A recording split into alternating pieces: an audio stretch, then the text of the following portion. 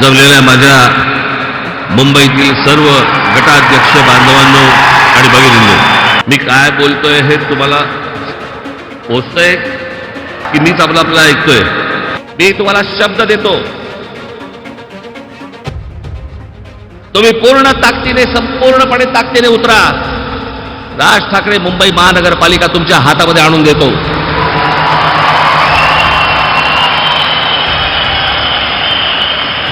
जे आणि कोणतेही काम न करता नुसतं हिंदुत्व हिंदुत्व हिंदुत्व एवढं फक्त करत बसलेले बसणारे कुठे होते?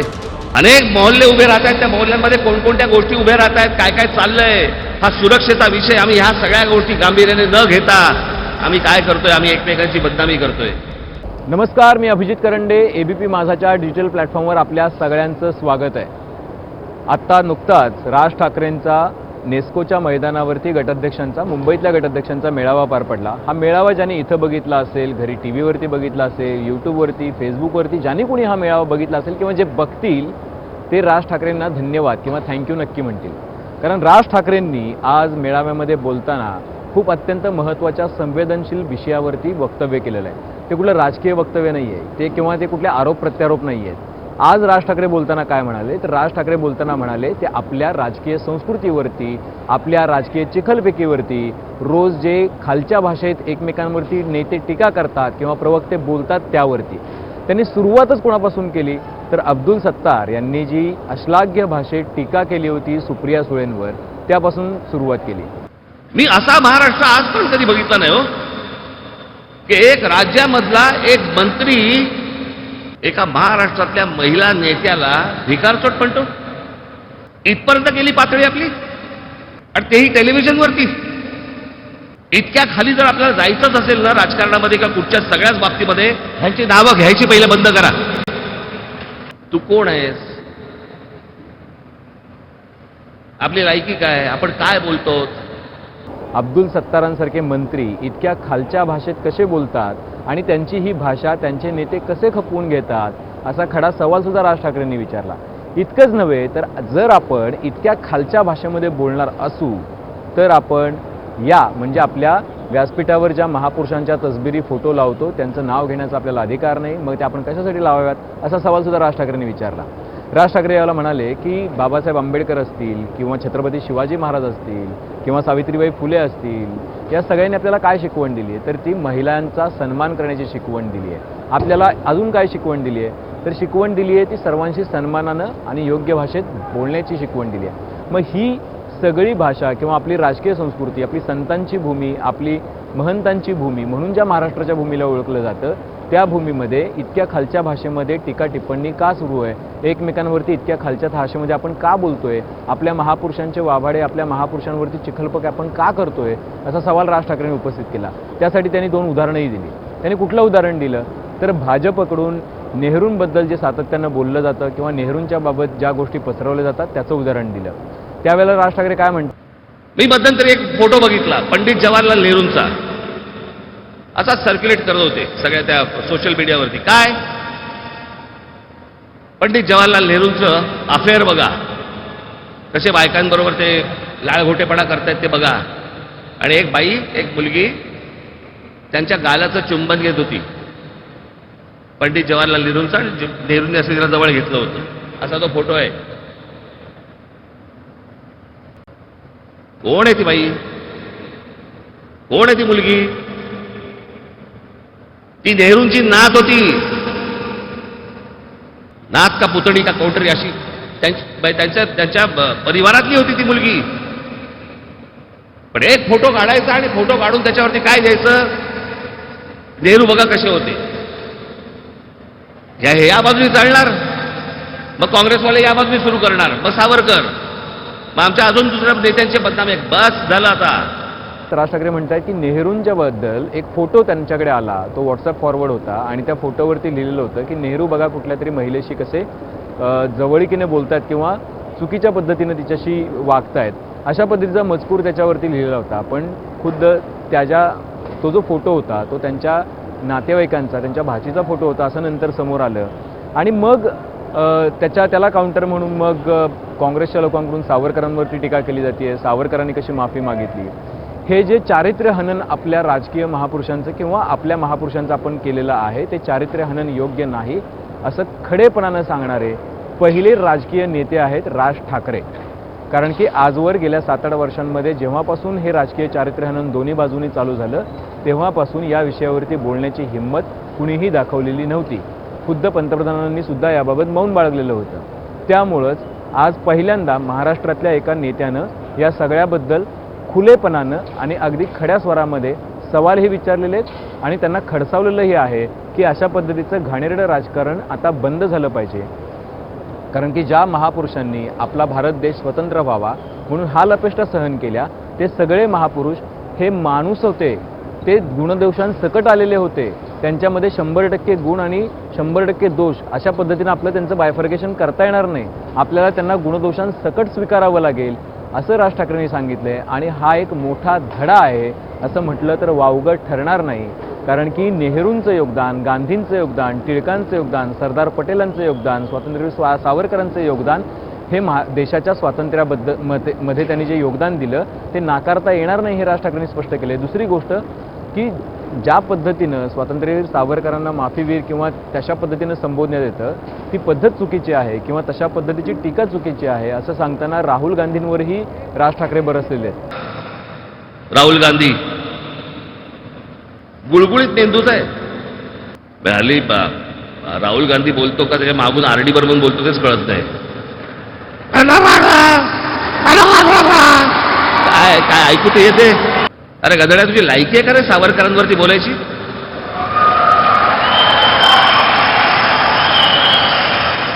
माहिती तरी आहे का कुठे कुठे ठेवलं होतं, काय करत होते, काय हालापेक्षा सहन केल्या? म्हणजे सावरकरांनी माफी मागितली, दयेचा अर्ज, एक स्ट्रॅटेजी नावाची गोष्ट असते, स्ट्रॅटेजी. त्याचा आम्ही कधीच विचार नाही करणार. आम्ही काय बघणार, अरे बघितला दयेचा अर्ज केला, अहो सर सलामत तो पगडी बचास ना.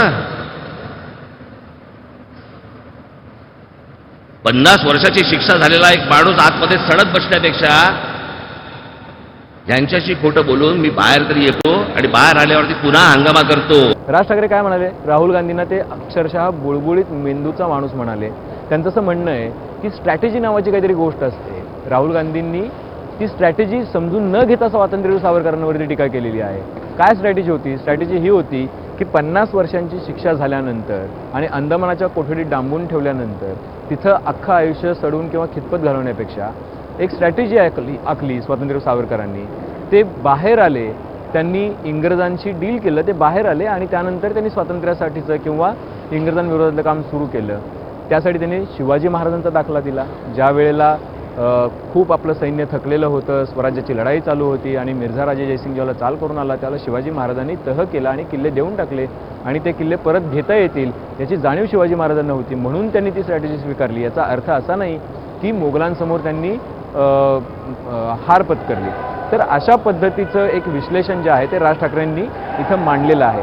अर्थात हे दोन्ही बाजूचं आहे. कदाचित राज ठाकरेंचं विश्लेषण जे आहे ते एका वर्गाला पटणार नाही आणि ते दुसऱ्या वर्गालाही कदाचित पटणार नाही. मात्र त्यांनी जो मांडलेला विचार आहे तो पटायला हरकत नाही आहे की आपल्या महापुरुषांनी आपल्या स्वातंत्र्यामध्ये ज्यांनी योगदान दिलं त्यांनी, स्वातंत्र्यवीरांनी सगळ्या भारताला घडवण्यामध्ये त्यांनी एक मोठी मोलाची भूमिका बजावलेली आहे आणि त्यांच्याविषयी जे आपण गरळ ओकतो आहोत किंवा त्यांच्याविषयी जे आपण खालच्या भाषेत टीका करतो आहोत, त्यांचं चारित्र्य हनन जे करतो आहोत ते चारित्र्य हनन योग्य नाही आहे, हे स्पष्टपणे राज ठाकरेंनी सांगितलेलं आहे. दुसरी एक बाब राज ठाकरेंनी स्पष्टपणे सांगितलेली आहे ती म्हणजे ती तुमच्या आमच्याबद्दलची आहे. नुसते जर एकमेकांच्या दोषांवरती जर समजा आपण बोटं ठेवत राहिलो, आपल्या हाताला काही लागणार नाहीये, सगळं निघून जाईल.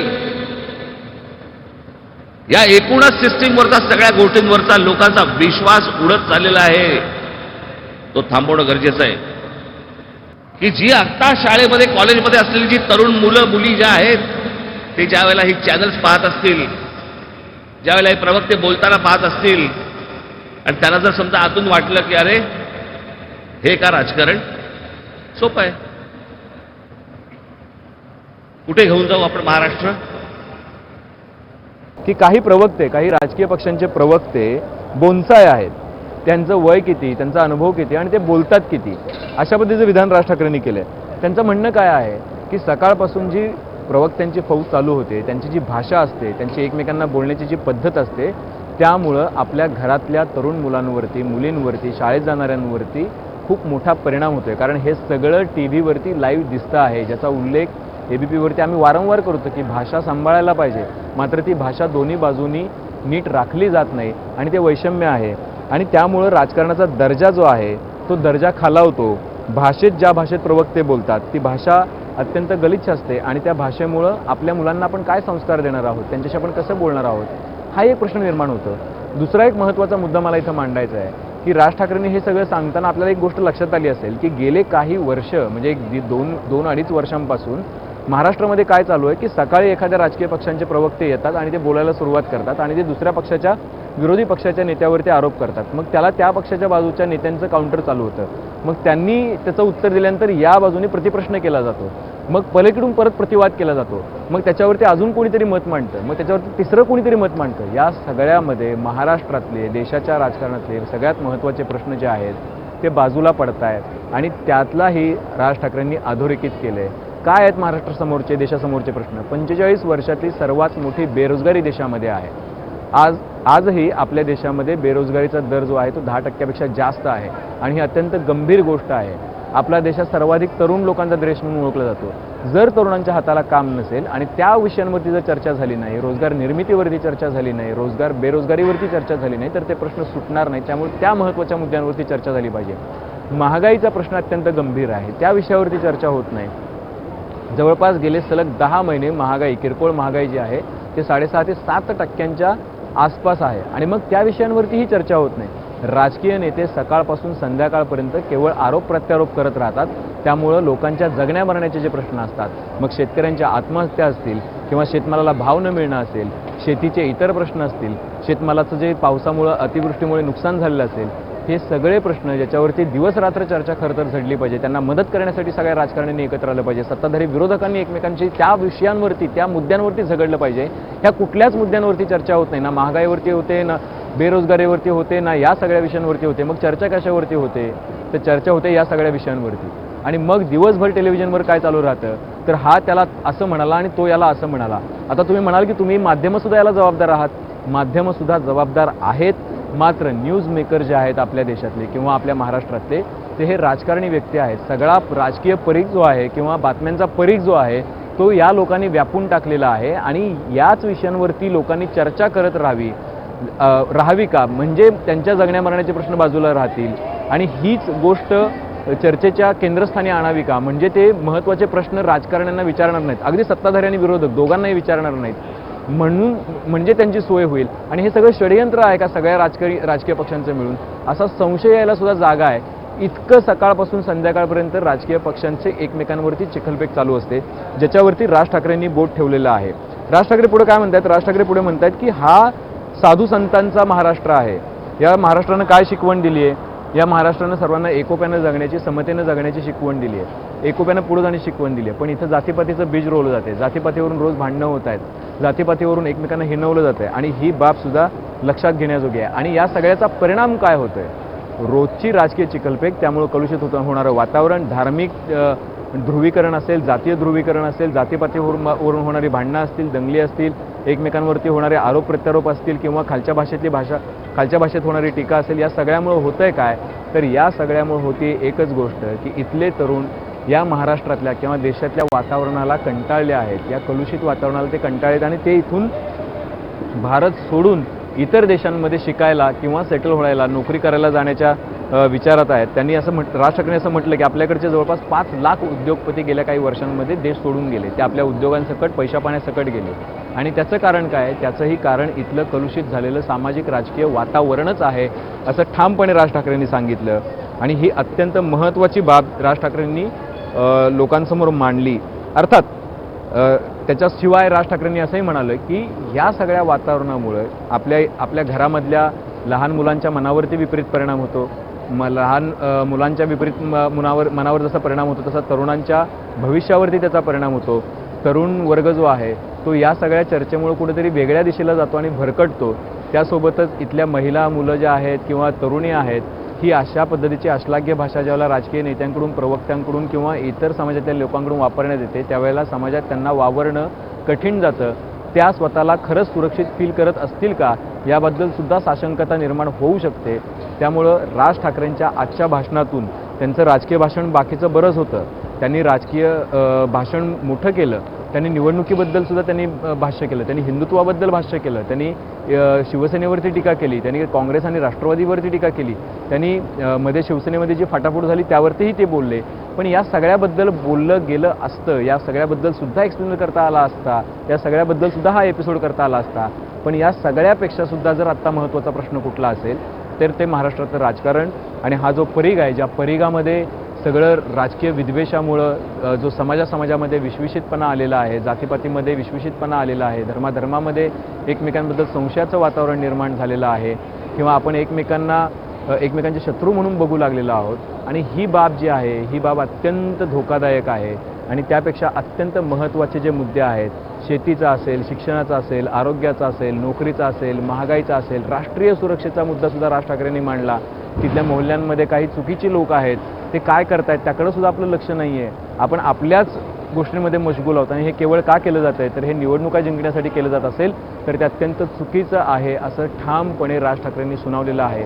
अर्थात राज ठाकरेंचं आजचं भाषण हे तुमच्या आमच्यासाठी महत्त्वाचं का होतं तर आता आपण हे प्रश्न आपल्या नेत्यांना, आपल्या राजकीय पक्षातल्या पुढाऱ्यांना विचारले पाहिजेत, सत्ताधाऱ्यांना विचारले पाहिजेत, विरोधकांना विचारले पाहिजेत की तुम्ही आमच्या मुद्द्यांवर कधी बोलणार आहात. अश्लाघ्य भाषेची टीका कमी करून किंवा बंद करून तुम्ही शेती, आरोग्य, शिक्षण, बेरोजगारी, महागाई, शेतमालाला भाव या मुद्द्यांवरती कधी बोलणार आहात. आणि आपण जर हे प्रश्न विचारले तर आणि तरच राजकीय नेते तुम्हाला त्या परिघापासून दूर ठेवणं बंद करतील.